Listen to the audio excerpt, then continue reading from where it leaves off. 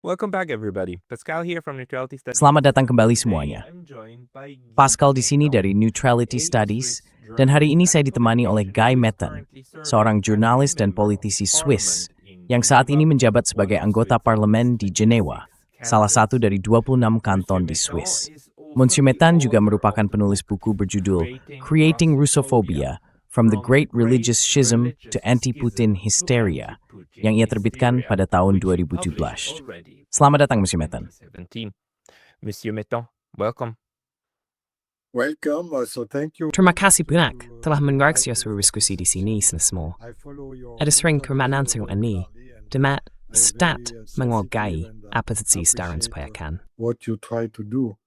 Thank you very much. I mean, we're trying to bring a little bit Terima of kasih light banyak. into the Maksud saya, darkness that kami berusaha membawa sedikit cahaya ke dalam environment kegelapan and yang I menjadi was very ciri lingkungan impressed saat when I found ini. your book Saya that sangat you terkesan published ketika in menemukan buku Anda 2017 yang diterbitkan pada tahun about 2017 Russophobia. You know, tentang Russophobia. the moment Anda that tahu, people come saat up ketika with, orang-orang muncul dengan segala every macam cerita possible tentang Rusia stories dan about Putin Russia and dan Putin and so sebagainya, on, and so hal it itu started tentu in saja 2022 semakin after meningkat the pada tahun full 2022 scale setelah perang skala war penuh that was dimulai. going on. But Namun, you saw Anda it sudah very melihatnya early dari and you saw it awal, in melihatnya di Switzerland. Swiss. Can you tell me more Bisakah about A ceritakan lebih banyak tentang Russophobia Russophobia dan and the obsesi Swiss Swiss or atau Eropa terhadap Europeans' gagasan bahwa Rusia adalah obsession musuh? with this Russia as an enemy? Yeah, so it came from a personal experience. Ya, because, jadi itu berasal dari my pengalaman life, pribadi. when I got Dalam married hidup saya, ketika saya menikah 33 tahun yang lalu, saya dan istri memutuskan untuk mengadopsi seorang gadis muda asal Rusia. Seperti yang Anda tahu, pada saat itu, Uni Soviet telah runtuh, dan situasi ekonominya sangat buruk, terutama di panti asuhan. Kami memutuskan untuk mengadopsi salah satu anak yang telah ditinggalkan, katakanlah, di panti asuhan Rusia, tanpa uang, dukungan, atau bahkan makanan. Dan itulah sebab saya menjadi sedikit berpeka terhadap Rusia. Saya mulai mengenal negara Italia secara baik. Dalam 30 tahun terakhir, saya terus mengikuti traits naik di sana. And since 30 years, I am following what happens in that country. And in 2040, I organize also many. Pada tahun 2014, saya juga mengadakan banyak pameran, pertukaran budaya, dan pertukaran ilmiah antara Rusia dan Swiss, yang dimulai pada tahun 1990-an dan berlanjut hingga awal abad ini. Dan pada tahun 2014, saya sangat terkejut. Sebagai seorang jurnalis, saya sudah bekerja selama 45 tahun, melihat cara rekan-rekan saya di media berbicara tentang Rusia. Itu adalah cara yang benar-benar menyimpang dari praktik jurnalisme yang normal. Normahu dari sikap objektif atau tidak memihak. Ketika mana mereka meliput tentang Rusia, mereka sama sekali gagal menyikapi jujur dan ambil versi. To be honest and to be fair, in their reports. And that's why after the Maidan events. Dan itulah sebabnya, setelah peristiwa Maidan, kudeta Maidan, katakan saja begitu, saya berkata, situasi seperti itu tidak bisa lagi dibiarkan berlanjut di media. Karena itulah, pada tahun 2014, saya mulai menulis buku tersebut. Buku itu pertama kali diterbitkan dalam bahasa Prancis pada tahun 2015. Dan saat itu cukup berhasil.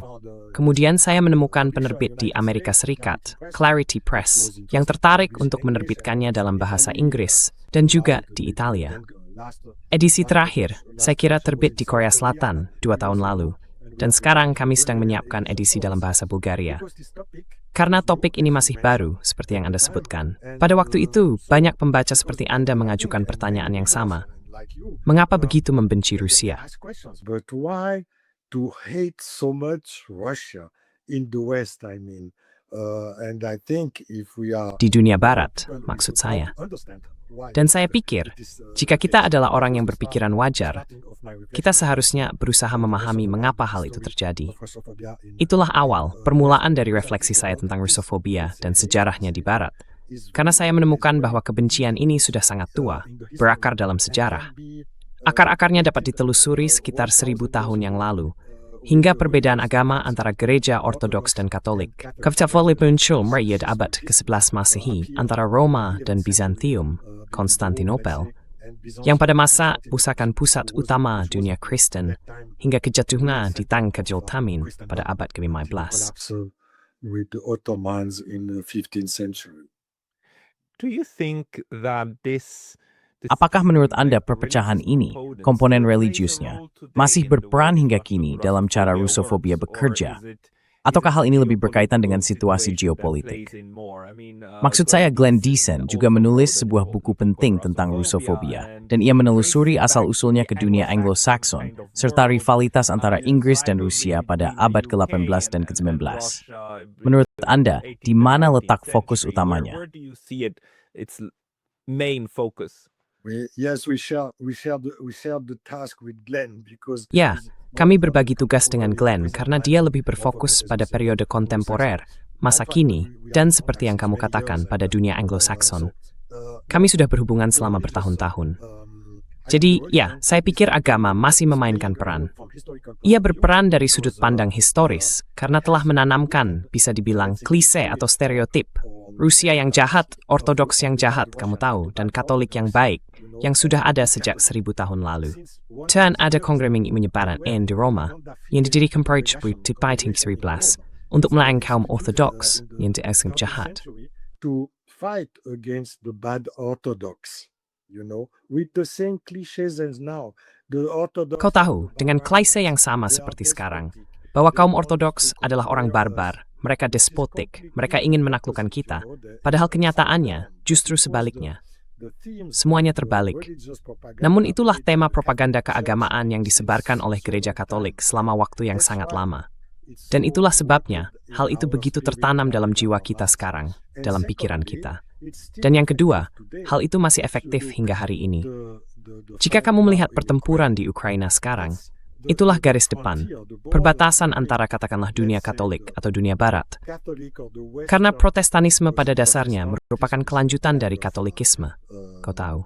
Is a kind of follow-up of the Catholicism, But if you look the divide line. Namun, jika Anda perhatikan, garis pemisah, celah antara bagian barat Eropa dan bagian timur, antara wilayah Katolik Protestan dan Ortodoks, membentang dari Finlandia melalui negara-negara Baltik dan membelah Ukraina menjadi dua. Bagian barat, di sekitar Lviv, memiliki penganut Uniat yang berafiliasi dengan Gereja Roma, sedangkan bagian timur adalah Ortodoks, yang hingga baru-baru ini berafiliasi dengan Moskow dan tradisi Ortodoks. Garis ini masih membelah Eropa hingga hari ini. Kelompok nasionalis atau jingois utama di Ukraina berasal dari Lviv, dari bagian barat Ukraina yang beraliran Uniat. Itulah sebabnya perpecahan ini masih begitu kuat, bahkan jika tidak selalu disadari, bahkan jika kita tidak menyadarinya, namun tetap membentuk perang yang sedang berlangsung di Ukraina saat ini. The actual war in Ukraine. How do you think does it impact, Menurutmu, bagaimana hal itu memengaruhi katakanlah bahkan negara seperti Swiss? Maksudku, secara teori, orang akan berpikir Swiss akan mengingat bahwa terakhir kali kami diduduki, karena kami sangat bangga dengan 200 tahun perdamaian dan netralitas yang berkelanjutan. Terakhir kali kami diduduki, itu bukan oleh Rusia. Itu oleh Prancis. Napoleon menduduki kami selama sekitar 15 tahun, lalu Rusia membantu mengusir Prancis. Tepat sekali. Lihat hukum terlupakan. Bukan. Di Swiss, Rusofobia sing banyak popeng. Russophobia is very much on vogue, isn't it? Yeah, no, it's also you are completely right. Ya tidak, kamu benar sekali. Orang Rusia datang untuk membebaskan Swiss dari cengkeraman Prancis, dari pendudukan Napoleon pada akhir abad ke-18, bersama Suvorov di pegunungan Alpen, berperang melawan pasukan Prancis. Itu terjadi sekitar tahun 1799, kira-kira begitu. Dan mereka datang lagi bersama orang Austria, sebagian besar memang pasukan Austria. Tetapi, seperti yang kamu tahu, kekuatan utama yang mengalahkan Napoleon pada tahun 1813 dan 1819 adalah orang Rusia, dengan bantuan dari Prusia dan Austria. Jadi, mereka membebaskan Swiss, mereka membantu memerdekakannya. Dan yang lebih penting lagi, pada Kongres Wina yang mengakhiri Perang Napoleon, Tsar Rusia, Alexander Pasteur, adalah orang yang membantu membentuk Swiss modern seperti sekarang. Tanpa dukungan Tsar, misalnya, aku mungkin tidak akan tinggal di Jenewa hari ini. I am living in Geneva. Geneva was outside the Confederation. Jenewa berada di luar konfederasi, terpisah oleh wilayah Prancis. Dan dengan bantuan Tsar, kami dapat membentuk bisa dibilang perbatasan yang sekarang, perbatasan modern Swiss. Itulah wilayahnya, wilayah sebenarnya dari Swiss. Dan yang kedua juga tentang netralitas. Dengan bantuan SAR dan Menteri Luar Negerinya, Duta Besarnya Kapodistria. Kapodistria adalah diplomat utama Rusia pada masa itu. Swiss dapat memperoleh katakanlah status netralitas. Karena sebelum masa Napoleon, Swiss dikelilingi oleh kekuatan Eropa, terutama Prancis, tetapi juga Kekaisaran Austria, yang terus-menerus mencampuri urusan Swiss. Dengan status netralitas, dan pengakuan atas netralitas ini di Kongres Wina, berakhirlah campur tangan asing, intervensi asing dalam urusan Swiss. Jadi hal itu menjadi syarat bagi kedaulatan dan kemerdekaan kami. Condition of our sovereignty and independence. Absolutely. I mean, this is one of the things that I Tentu saja. always find Maksud saya, ini adalah salah satu hal yang selalu saya anggap menarik, bahwa kita di Swiss sama sekali tidak menyadarinya. Kita terus berpikir bahwa kita mencapai netralitas atas usaha kita sendiri, padahal sebenarnya sangat penting bahwa Rusia mendukung gagasan itu. Gagasannya berasal dari orang Swiss, dan itu dipromosikan melalui siapa namanya, diplomat Swiss itu. Ia memiliki patung yang indah di Jenewa. He has a beautiful statue in Geneva. Halo, ya, Pictet de Rochemont. Pictet de Rochemont. Pictet de Rochemont sold the idea. Pictet de Rochemont menjual gagasan itu kepada Tsar, dan kemudian Tsar membawanya ke dalam perundingan karena pihak Swiss tidak memiliki wakil di sana. Swiss tidak diundang. Namun Tsar hadir, dan ia meyakinkan pihak lain untuk melaksanakannya. Sejak saat itu, selama 200 tahun, 210 tahun, netralitas Swiss menjaga perdamaian seperti yang kita miliki sekarang. Rusia, atau Uni Soviet pada masa itu, juga berperan penting dalam menjadikan Austria negara netral. Mereka menetralitas Austria sebagai syarat untuk menarik pasukan pada tahun 1955, dan Austria pun negara netral. Rusia telah lama mendukung prinsip netralitas, dan bahkan sekarang mereka menuntut netralitas Ukraina. And even now they demand the neutrality of Ukraine. They don't demand that Ukraine be a part of Russia. Mereka tidak menuntut agar Ukraina bergabung dengan mereka. Mereka menuntut agar Ukraina bersikap netral. Menurut Anda, mengapa pihak Eropa, termasuk Swiss, tidak pernah melihat bahwa Rusia sebenarnya berusaha menggunakan netralitas sebagai cara untuk menciptakan keseimbangan di kawasan? Karena bagi saya, tampaknya itulah yang mereka coba lakukan. Dan saya bukan pendukung Rusia. Saya tidak berusaha berpihak pada Rusia. Saya hanya mengatakan, lihat, sebelum aku beri di war, so Parliament coba menggunakan netralitas untuk menciptakan keseimbangan. Itu berhasil untuk Swiss, berhasil untuk Austria, tetapi mustahil bagi Ukraina. Bagaimana yang menafsirkan hal ini? How do you interpret this? Yeah, but that's the long story and that's the subject of Ya, tapi itu cerita panjang.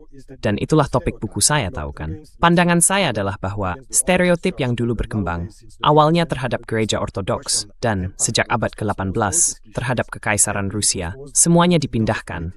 Semua klise itu ke ranah politik, karena agama menjadi kurang penting sebagai ideologi. Namun pada masa itu, hal itu diarahkan langsung terhadap Rusia sendiri, negara Rusia. Mengapa? Karena semuanya dimulai di Prancis dengan Raja Louis XIV. Ia menikahi seorang putri Polandia, jadi ia sangat dekat dengan pihak Polandia. Dan juga pada abad ke-15, Rusia melalui Peter yang Agung dan Catherine Dutha, sang Tsar dan sang permaisuri, telah menjadi salah satu kekuatan Eropa yang paling penting. most important European power. And the problem for France. Dan Anda tahu, masalah bagi Prancis adalah bahwa di bawah Louis XIV, Louis yang Agung, negara itu merupakan kekuatan Eropa pertama dan dominan di benua tersebut. Inggris saat itu masih berkembang, tetapi belum begitu menonjol atau penting seperti kemudian hari.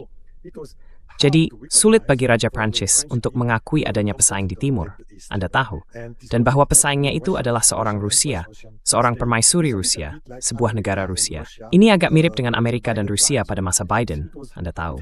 Amerika Serikat sulit mengakui bahwa ia memiliki pesaing. Setelah Perang Dunia Kedua, lawannya adalah Kekaisaran Soviet, Blok Soviet. Saat ini, setelah runtuhnya Uni Soviet, Amerika menjadi kekuatan utama, kekuatan hegemonik di dunia. Dan sangat sulit bagi kaum neokonservatif Amerika untuk mengakui bahwa mereka bisa memiliki saingan, pesaing yang menantang hegemoni mereka. Disputing their hegemony. It was the same case for the King of France at the Kasusnya sama bagi Raja Prancis pada akhir abad ke-18. Jadi, itu adalah persaingan politik antar kekaisaran antara Prancis dan Rusia. Karena Prusia tidak begitu penting, Inggris juga tidak begitu penting. Mereka baru menjadi penting kemudian. Austria penting, tetapi seperti yang kamu tahu, sulit bagi mereka menghadapi pesaing baru. Menurut pandanganku, itulah akar politik dari filsafat tersebut. Jadi, raja ini menarik saja. Ini sejarah, tetapi masih bergema hingga kini. Mereka membuat berita palsu, sebuah dokumen palsu yang disebut Testamen Peter yang Agung. Dalam testamen palsu itu disebutkan bahwa sisi para Tsar Rusia setelah Peter yang Agung adalah menaklukkan Barat, menjadi kekuatan hegemonik di Eropa. Sepenuhnya palsu. The hegemonical power in Europe, completely fake. It was written, yes, in the year 17... Itu ditulis ya, sekitar tahun 1760 atau semacamnya. Naskah itu disimpan di tempat rahasia dalam lingkungan monarki. Namun kemudian Napoleon, setelah ia menjadi kaisar, dan setelah ia berselisih dengan Alexander Bevah, kamu tahu, pada pertemuan Tilsit tahun 1807, mereka berpisah dan menjadi musuh. Napoleon sangat marah kepada Tsar dan memutuskan untuk berperang melawan Rusia pada tahun 1811-1812. Pada bulan Mei, ia menemukan apa yang disebut testamen itu dan menerbitkannya dalam sebuah buku bersama menterinya urusan propaganda, Tuan Lesueur. Ia seperti Goebbelsnya Napoleon, bisa dibilang, menteri propaganda Napoleon. Mereka menerbitkan testamen palsu itu untuk membenarkan di mata publik Prancis invasi ke Rusia. Karena ia berkata, lihat misi historis para Tsar adalah menaklukkan kita. The historical mission of the Tsar is to conquer us. So let's do a preventive war against Russia. Jadi, mari kita lakukan perang preventif melawan Rusia untuk menghentikan invasi Rusia ke Prancis. Begitulah cara dia menjelaskannya kepada opini publik. Untuk membenarkan tentara yang begitu besar, pengeluaran yang begitu besar, untuk melancarkan ekspedisi ini melawan Rusia pada tahun 1912 dan 1913. Sayangnya baginya, ia dikalahkan. Namun, wasiat palsu ini kemudian diterjemahkan ke dalam bahasa Inggris. Karena setelah Kongres Wina, ketika Prancis hancur, dikalahkan, dua kekuatan dominan di Eropa adalah siapa? Inggris dan Rusia. Saat 1919, mereka adalah kekuatan utama di Eropa. Dan bagi Inggris, mereka sangat senang mendapat motion dari Tsar dalam mengalahkan Napoleon. Helping them to beat Napoleon. Clear, but just after Napoleon was... Jelas, tetapi tepat setelah Napoleon katakanlah, dikirim ke St. Helena, masalah utama bagi Kekaisaran Britania adalah munculnya pesaing. Bagi mereka, tidak dapat diterima untuk berbagi keuntungan dari kemenangan atas Napoleon dengan kekuatan lain yang bernama Rusia. Itulah sebabnya mereka memulai semacam pra-perang dingin melawan Rusia. Tak lama setelah tahun 1819, mereka menerjemahkan wasiat palsu itu ke dalam bahasa Inggris dan menerbitkannya dan di pers. Britania muncul artikel-artikel yang menggambarkan Rusia sebagai negara despotik, imperialis, dan berbahaya. Persis seperti yang masih bisa kita baca di media kita sekarang. Topiknya sama, mengatakan, oh mereka ingin menyerbu, menaklukkan dunia, dan sebagainya. Lalu apa yang terjadi pada tahun 1993? Mereka memulai perang Crimea. Mereka menyerbu. Mereka mengirim pasukan Britania bersama dengan Prancis dan Italia ke Crimea untuk berperang melawan Rusia. Sion. Make the war against the Russia, against Russian Tsar. So, and you can read, for instance, Jadi misalnya, kamu bisa membaca The Times tahun 1991 dengan beberapa kartun yang menggambarkan Tsar Nikolai I yang jahat, seperti vampir, seperti Dracula, terbang di atas London dengan gigi besar, siap mengisap darah warga Inggris yang miskin dan tak berdosa. Pada masa itu, orang Rusia tidak digambarkan sebagai beruang jahat, tetapi sebagai Dracula jahat. Dan ada sebuah buku di Amerika Serikat, karya seorang profesor universitas, saya tidak ingat dari universitas mana, yang menulis surat menunjukkan bahwa Dracula sebenarnya adalah buku propaganda yang ditulis di Inggris pada akhir abad ke-19. Digunakan sebagai alat propaganda melawan Rusia dalam persaingan mereka di Asia, dalam apa yang disebut The Great Game. Narik segi mana ay resom temain miu, smi step repa palsu, dan dok fresu. Dan na omodok fortadu, af anyijid. just to finish the story, it's a little bit long, I'm sorry. No, It's that. Yeah, this fake testament was Ya, only recognized wasiat palsu ini baru diakui sebagai palsu pada akhir tahun 1870-an, 1878 kalau aku tidak salah ingat, oleh para sejarawan Prancis yang tiba-tiba menemukan bahwa dokumen itu adalah pemalsuan. Dan mengapa hal itu baru terjadi pada saat itu? Karena Prancis telah dikalahkan oleh Jerman dalam Perang Prancis-Prusia tahun 1870. Sampai saat itu, musuh utama Prancis adalah Rusia, bukan Jerman. Pemekahanles verdigapnen tis Turjan dan Kaiser Tony Risenbrom Labad Polo, Napoleon Diri Thesingse Sangos. Musuh utama Prancis, Beklangi Rusia. Freiten. For France was no more the Russian, but the Germans. And suddenly, a few years later, historian Dan tiba-tiba beberapa tahun kemudian, para sejarawan, entah bagaimana, seperti sihir, menemukan, oh itu palsu.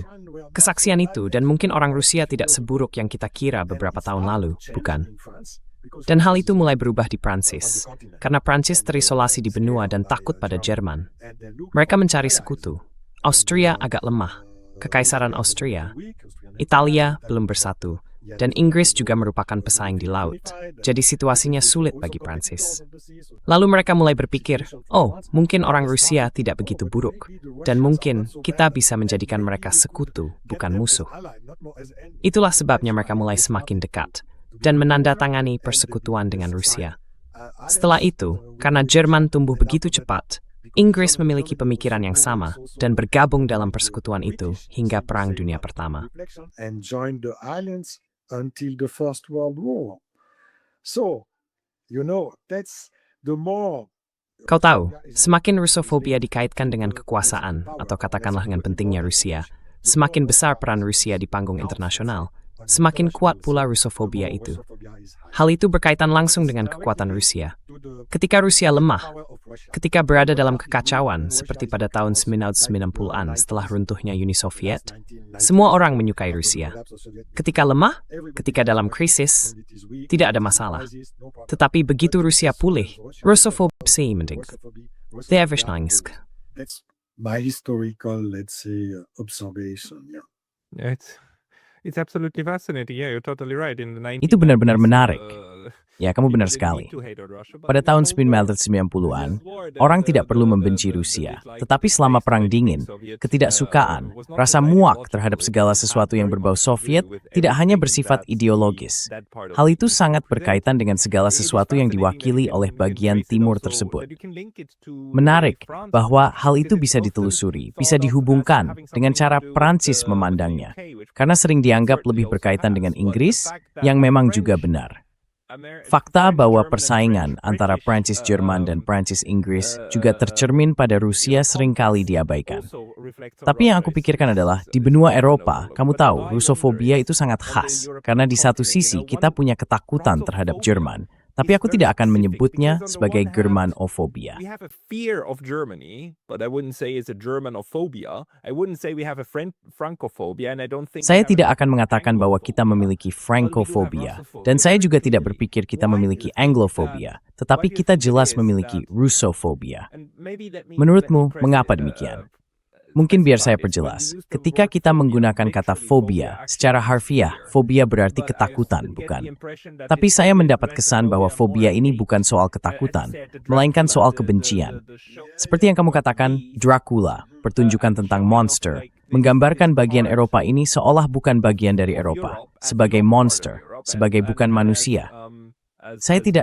Saya ingat ada gambaran seperti itu tentang orang Jerman pada masa Nazi Jerman, tapi hanya sebentar. Kita tidak melihat hal seperti itu terhadap bangsa lain. Mengapa terhadap orang Rusia? We just don't see it with other nations. Why with the Russians? Yes, that's right. Ya, benar. Rusofobia. Saya menggunakan kata Rusofobia karena istilah itu diciptakan oleh seorang penulis Rusia pada abad ke-19. Maaf, Tuan Tyutchev. Jadi kata ini memiliki latar belakang sejarah, Anda tahu. Dan fobia memang berarti ketakutan. Tetapi dalam kasus Rusia, itu lebih seperti kebencian. Saya sendiri sebenarnya tidak terlalu menyukai istilah itu. Tetapi kalau tidak, hal itu akan menjadi semacam kebencian, atau bisa dibilang rasisme terhadap Rusia. Menurut saya, in een daten, if we breach untuk going ke seluruh fenomena ini. There is no better word to be used to describe all this phenomenon. But why it's No problem about the word. I just Tidak ada masalah dengan kata itu. Saya hanya ingin menunjukkan bahwa ada sesuatu yang agak menyesatkan di dalamnya. Tapi mari kita biarkan saja. Maksud saya, itu adalah istilah yang digunakan semua orang untuk menyebut ketidaksukaan terhadap Rusia. Tetapi kita biasanya tidak menemukan ketidaksukaan yang sama terhadap pihak lain. For the others usually, or yeah. No, but we can say there is kind of xenophobia Tidak. against the Chinese. Tapi kita bisa mengatakan ada semacam xenofobia terhadap orang Tionghoa. Kamu tahu, bahaya kuning, kamu ingat, semua itu. Ada juga mungkin, jika kamu pergi ke Amerika Selatan, semacam Amerika fobia, kamu tahu, terhadap orang Yankee. Itu juga tergantung pada sejarah geografis dan geopolitik wilayahmu. Tapi kamu benar, Rusofobia adalah fobia yang paling berkembang bisa dibilang, yang bisa kita sebutkan. Menurut pandanganku ya, itu berkaitan dengan posisi khusus Rusia dalam hal geografi. Hal itu juga sangat mengganggu bagi orang Eropa misalnya, yang dulu menjadi pemimpin dunia. Katakanlah pada abad ke-19, ketika Eropa mendominasi dunia, dan semua kekaisaran itu, kekaisaran Prancis dan Inggris. All these empires, French, British empires, and to look at the map, and on the map. Dan jika Anda melihat peta, di peta, Anda adalah raja dunia. Tapi Anda memiliki negara besar ini hanya di peta saja, mendominasi setengah planet. Anda mengerti? Saya pikir hal ini sangat mengganggu bagi katakanlah orang-orang yang memiliki pretensi untuk menjadi supremasis, untuk mendominasi urusan dunia. Ketika mereka melihat negara besar ini membentang di seluruh planet, di Eropa, di Asia, dan bahkan di Amerika, sampai Alaska masih merupakan wilayah Rusia di Amerika Utara. Dan Anda tahu, saya pikir hal ini telah memupuk semacam Rusofobia. Ini bukan penjelasan yang sangat memuaskan. Tapi saya tidak bisa menemukan yang lebih baik daripada akar religius, akar geopolitik, dan juga semacam representasi dunia ini.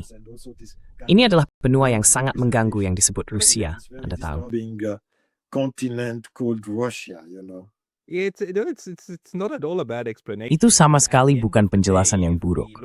Maksud saya, pada akhirnya, jika kita melihat fobia yang sebenarnya, ketakutan yang nyata, seperti fobia terhadap laba-laba, kita harus mencari sumber ketakutan itu di dalam diri orang yang takut, bukan di dalam laba-labanya. Bukan begitu. Laba-labanya bukan masalahnya. Reaksi orang itulah yang menjadi masalah.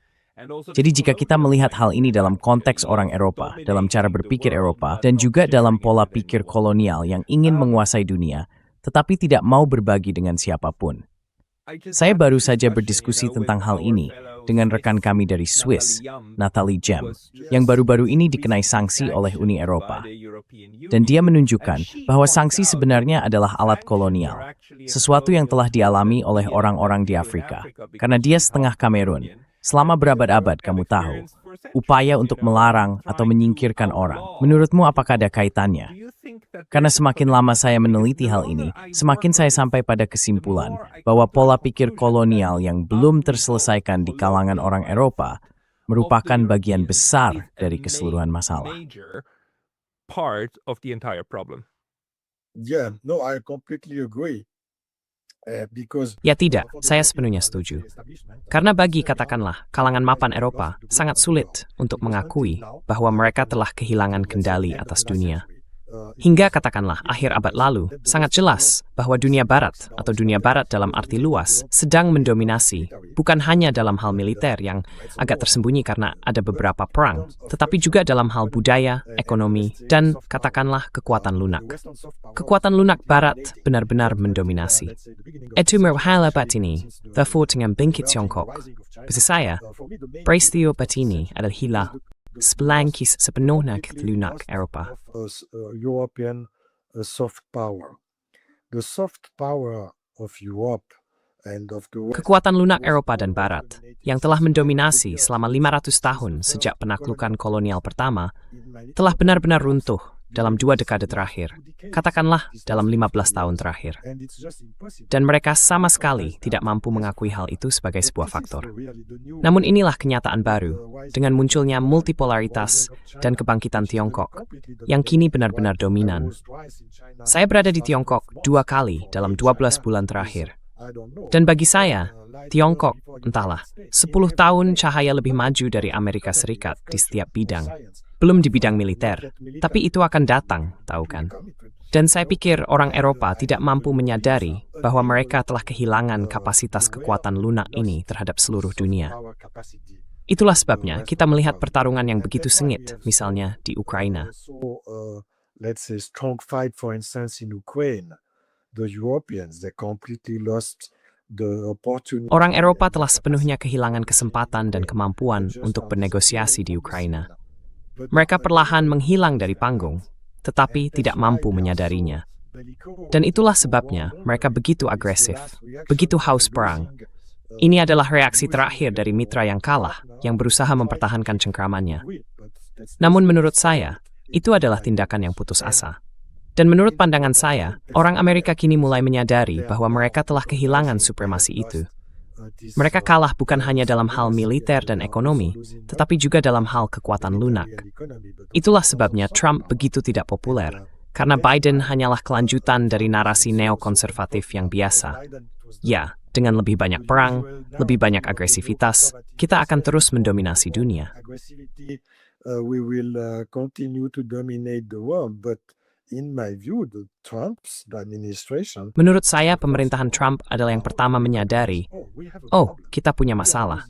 Kita kehilangan kendali, kita kehilangan posisi, dan kita harus bereaksi. Kita harus melakukan sesuatu. Jadi mereka mencoba menggunakan tarif untuk memulihkan kapasitas industri, serta membangun kembali infrastruktur dan kekuatan militer, agar bisa menjadi kekuatan dominan lagi. Karena mereka telah kehilangan begitu banyak potensi selama dekade terakhir. Bertingkat pas mereka harus berbisnis volumik.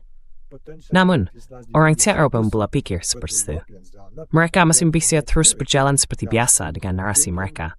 Berkara, menantangani perjanjian, mengadakan konferensi pers, dan tetap mempertahankan kendali. Sayangnya mereka, hal itu sudah seperti lagi. No more the case, unfortunately for them. Do you interpret like the Apakah Anda menafsirkan sanksi Uni Eropa terhadap warga negara Uni Eropa, warga Swiss, tentu saja juga warga Rusia, meskipun orang Rusia secara eksplisit menjadi targetnya? Namun sekarang kita juga memiliki target lain. Apakah Anda melihat hal itu sebagai semacam reaksi terakhir karena kehilangan kendali? Exactly. And Tepat sekali. Dan benar, kamu tahu, itu adalah reaksi putus asa dari pihak yang kalah, hal semacam itu. Dan itu kamu tahu, ketika saya berbicara tentang kekuatan lunak kan. Salah satu kekuatan lunak utama dari Barat, terutama Eropa, adalah narasi tentang demokrasi dan hak asasi manusia. Mengatakan, kami adalah wilayah paling demokratis di dunia.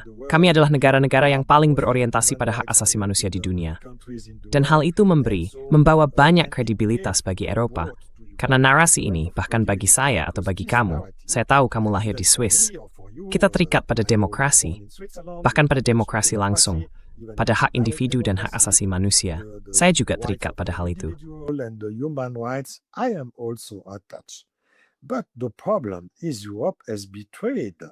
Namun masalahnya adalah, Eropa telah mengkhianati nilai-nilai tersebut.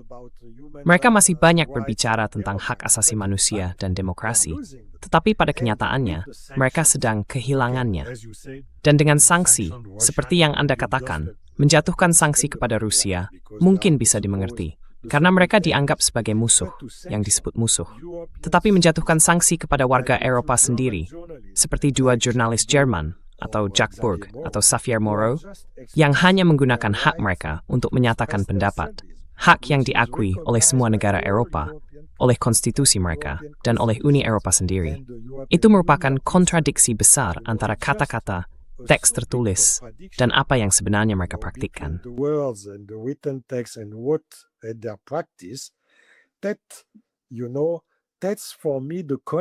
Itu kamu tahu, bagi saya adalah runtuhnya kekuatan lunak di mata dunia lainnya. Karena orang Eropa tidak menyadarinya, tetapi seluruh dunia, negara-negara selatan, negara-negara Asia, Tiongkok, mereka berkata, tapi yang seperti apa? Bagaimana kita bisa mempercayai nilai-nilai Eropa jika mereka mengkhianatinya, menjatuhkan sanksi kepada warga mereka sendiri karena menggunakan hak berpendapat dan kebebasan berekspresi yang tertulis dalam konstitusi mereka? Expression which is written in their constitutions. Ironinya dari semua ini, kamu tahu, karena bagiku sejarah penuh dengan ironi. Kamu bisa menemukannya hampir di mana-mana. Dan salah satu ironi dari situasi saat ini adalah tentu saja bahwa dengan berteriak dan berkoar bahwa mereka melakukan ini demi membela demokrasi dan kebebasan, pada akhirnya mereka justru menghancurkan hak asasi manusia. Mereka menyerahkannya begitu saja, membuangnya, dan semuanya diambil oleh pihak lain. Maksudku, salah satu hal menarik adalah bahwa saat ini tidak ada yang ingin menyingkirkan Perserikatan Bangsa-Bangsa. Tidak ada yang mengatakan piagam hak asasi manusia itu piagam yang buruk. Tidak ada. Tiongkok ingin mempertahankannya. Rusia ingin mempertahankannya. Afrika juga. Semua orang berkata, ini ide yang bagus. Kita harus memilikinya. Jadi, terima kasih Eropa. We should have this. So thank you Europe, but what the hell is going on? Tapi apa sebenarnya yang sedang terjadi? Ironisnya, mereka memberikannya begitu saja, seolah-olah hanya membuangnya. Dan tentu saja, pihak lain akan mengambilnya dan terus mengembangkannya. Bagi saya, sungguh semua ini terjadi begitu cepat. Mungkin kita bisa menggunakan sekitar 15 menit terakhir untuk membicarakan penemuan lain ini. Penemuan tentang netralitas, gagasan bahwa ruang-ruang tertentu seharusnya tetap bebas dari persaingan dan berfungsi sebagai penyangga. Swiss telah melakukannya selama waktu yang sangat lama, dan rasanya menyakitkan melihat bagaimana pemerintah kita membuangnya. Telah membuangnya selama 10 atau 15 tahun terakhir. Bisakah Anda memberi saya pendapat Anda tentang posisi Swiss dan netralitasnya saat ini? Where Switzerland and its neutrality stand today. Yeah, but neutrality in Switzerland has Ya, tapi netralitas di Swiss selalu katakanlah agak fleksibel atau sedikit. Ya, karena itu adalah sebuah prinsip tapi juga sebuah praktik.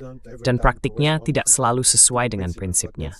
Tapi begitulah katakanlah kehidupan manusia dan kehidupan politik tradisional. Jadi netralitas, kamu tahu hal yang sangat mengganggu bagi saya sebagai orang Swiss adalah bahwa netralitas selalu berakar dalam katakanlah pola pikir politik dan budaya kita di Swiss. Kita tumbuh dengan netralitas dalam cara berpikir kita. Bukan hanya karena netralitas sering digambarkan oleh negara lain sebagai kelemahan, sebagai sesuatu yang tidak begitu baik. Karena kamu tahu, keberanian berarti berpihak pada seseorang, pada suatu tujuan, dan sebagainya. Tapi menurut saya, netralitas sejati itu, katakanlah, lebih menuntut daripada berpihak. Karena sangat mudah untuk berpihak pada kubu yang baik. Yang baik melawan yang jahat, kamu tahu. the good against the bad, you know. Ya, nometnan tim di takohani bu clawing bahwa maaf di benar, san? Yeah. But neutral, if you are really neutral, it Ya. demands to Tapi think jika kamu benar-benar netral, to itu fight membutuhkan in the pemikiran, fight. berusaha untuk netral di antara dua kubu yang saling bertarung. Intellectual Itu menuntut refleksi intelektual, bukan hanya berpihak secara emosional pada satu pihak, tanpa memikirkannya lagi, kamu tahu. Dan bagi saya, itu ya, bagi Swiss, mungkin kadang kami tidak sepenuhnya menerapkan netralitas, tapi kami berusaha. Dalam sejarah negara kami berusaha melakukan yang terbaik, katakanlah begitu, meskipun kami tidak selalu menerapkannya dengan benar. Tapi sekarang, dengan keputusan yang diambil pada tahun 2022, berpihak sepihak pada Ukraina melawan Rusia, yang, omong-omong, adalah salah satu dari 5 anggota tetap Dewan Keamanan, itu merupakan pukulan langsung terhadap netralitas kami. A direct hit against the neutrality, because normally you have neutrality. Karena biasanya ada prinsip netralitas dalam perang. Anda tidak bisa berpihak pada negara yang sedang berperang. Itu jelas, dan saya rasa semua orang setuju dengan hal itu. Namun biasanya, Anda juga harus menghindari berpihak terlalu terbuka pada salah satu pihak yang berperang. Dan dalam situasi itu, pada tahun 2022, kita berpihak secara sepihak, bahkan tanpa sedikit pun refleksi. Itu dilakukan dalam waktu 48 jam setelah sekitar tanggal 24 Februari. Itu terjadi begitu, tanpa perdebatan, tanpa debat politik, tanpa refleksi atau apapun. Itu dilakukan secara langsung. Bagi saya itu adalah pukulan besar. Bagi Swiss, bagi saya, itu merupakan hantaman besar terhadap semangat Swiss, bisa dibilang. Mengapa? Why? Because we are not more recognized. Karena kita tidak lagi diakui sebagai pihak netral, bukan hanya oleh pihak Rusia, tetapi juga oleh teman-teman Rusia dan oleh negara-negara di selatan global. Setengah dunia, bahkan 2/3 dunia, tidak lagi menganggap Swiss sebagai negara netral. Dan itu merupakan masalah besar bagi katakanlah kekuatan lunak kita. Karena netralitas adalah elemen kunci dari kekuatan lunak Swiss untuk kembali pada konsep itu. Mengapa? Karena berkat netralitas, Swiss selalu mampu menjadi tempat mediasi, menawarkan, seperti yang kita katakan dalam bahasa Prancis, jasa baiknya kepada negara-negara yang sedang berperang. Kami melakukannya di Georgia selama Perang Georgia tahun 2008 dan antara Iran dan Amerika Serikat. During Iran and the United States. That's why, and we were able always. Itulah sebabnya kami selalu dapat menawarkan katakanlah tempat yang netral, sebuah platform yang netral. Jenewa Internasional, tempat saya tinggal, selalu diakui oleh seluruh dunia sebagai tempat netral untuk bertemu. Pertemuan terakhir adalah KTT Biden-Putin pada tahun 2021. Jadi itu masih sangat baru. Sekarang, kapasitas soft power Swiss telah benar-benar runtuh, dan itu sangat mengkhawatirkan. Telah substitusikan kesalahan besar mentingginya dengan cara seperti pada tahun 2022 ketika Swiss memutuskan untuk berpihak. Ini bukan soal menjadi, seperti yang Anda katakan, anti-Rusia, pro-Rusia, atau anti-Ukraina. Itu bukan masalahnya. That's not the problem. It's how it has been done without any reflection. Begitulah cara itu dilakukan, tanpa refleksi, tanpa penjelasan, tanpa jarak pandang, tanpa jarak emosional, kamu tahu. Dan sekarang, untuk membangunnya kembali, menurut saya itu masih mungkin, jika kita menerima inisiatif rakyat yang mendukung kembalinya ke netralitas penuh. Tetapi itu tugas yang sulit. Bagi saya, kemampuan Swiss untuk menawarkan mediasi dan jasa baiknya, kamu tahu, selalu lebih penting daripada ukurannya yang kecil. Keras berbos Carly, itu intui step one cat bisa puncak ni USS Bistrakt Institute. Selama Yugoslavia, selain Presiden, sepus memang. During the Cold War, all the time. I remember I published recently because Saya ingat saya baru-baru ini mempublikasikan sesuatu karena saya menemukan lencana lama saya dari 40 tahun yang lalu. Dari KTT pertama Reagan-Gorbachev di Jenewa pada tahun 1985, tepat 40 tahun yang lalu. Pertemuan itu diadakan di Jenewa karena katakanlah alasan netralitas dan diplomasi kekuatan lunak. Sekarang, semuanya sudah berakhir.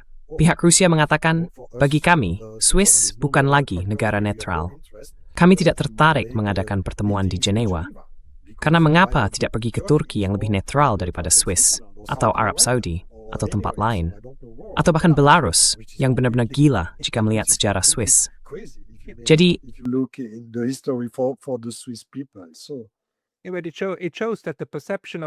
Hal ini menunjukkan bahwa persepsi tentang netralitas tidak banyak berkaitan dengan pernyataan resmi dari negara. Semuanya bergantung pada tindakan dan bagaimana orang lain memandangnya. Tepat sekali, bahwa Anda dipandang sebagai pihak yang netral, mungkin bukan teman dekat, tetapi setidaknya bukan musuh. Dan ketika Swiss menerapkan semua sanksi dan sebagainya, mereka dengan jelas menyatakan, tidak, kami ingin menjadi bagian dari negara-negara yang menentang hal ini. Dan pada saat itu, Anda telah memilih pihak Anda. Maksud saya tidak masalah jika Dewan Federal kami mengatakan, oh tidak, kami tetap mempertahankan netralitas militer. Saya pikir pada tingkat tertentu hal itu masih berperan, karena misalnya, Swiss masih menjadi perantara resmi atau kekuatan mediasi antara Georgia dan Rusia. Mereka tidak menghentikan hal itu. Jadi tidak semuanya berakhir. Tapi, ya, tidak. Nes,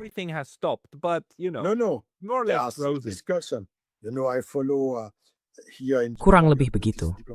Kamu tahu, di sini di Jenewa, kami punya platform diplomatik. Dan kamu tahu, hanya untuk dikatakan, orang Rusia itu sabar, tidak sesabar orang Tiongkok. Tapi tetap saja jenis kesabaran ini, jarak ini, kamu tinggal di Jepang, kamu tahu maksudku. Itu menarik. Tapi tidak, hanya untuk disebutkan, masih ada pembahasan. Belum sepenuhnya berakhir. Aku ingin menceritakan sebuah anekdot kecil. Musim panas lalu, pada bulan Juli, Nomas Raymond Isni Words just Rusia that towu untuk Kathet Plamengu. Kat demenid Grady. The summit of all the parliaments of the world. Anat Nui. Yeah. And for the first time since Ya, 4 years, dan untuk pertama kalinya dalam 4 tahun, kami dapat menyambut delegasi Rusia dengan pesawat resmi Rusia. Anda tahu, itu berkat pembicaraan antara Macron dan Putin. Biasanya pesawat Rusia tidak bisa terbang di atas negara-negara Uni Eropa. Tapi kali ini ada, katakanlah, semacam kesepakatan khusus. Italia dan Prancis mengizinkan pesawat Rusia itu datang dari Moskow, melalui Turki, Libya, Tunisia, Aljazair, lalu kembali lewat Sardinia dan Korsika menuju Jenewa. Dan mereka berhasil tiba. Mereka bisa dibilang menutup mata terhadap hal itu. Itu semacam pengaturan damai yang tidak resmi. Tapi ketika mereka mendarat di Jenewa, setelah 8 jam terbang, tidak ada lagi bahan bakar di pesawat itu. There were no more kerosene in the plane, so the plane should make the full. Jadi pesawat itu harus diisi dengan minyak tanah, mengisi ulang, ya, mengisi kembali. Tapi bagaimana cara membayarnya? Mereka tidak bisa, karena kartu Rusia dilarang. Mereka tidak bisa membayar. Dan semua perusahaan di Bandara Jenewa berkata, oh, kami tidak mau mengisi bahan bakarnya, karena nanti kami akan dikenai sanksi oleh pihak Eropa. Dilarang mengisi pesawat itu dengan bahan bakar kami, dan kami tidak mau mengambil risiko terkena sanksi karena membantu pesawat resmi Rusia.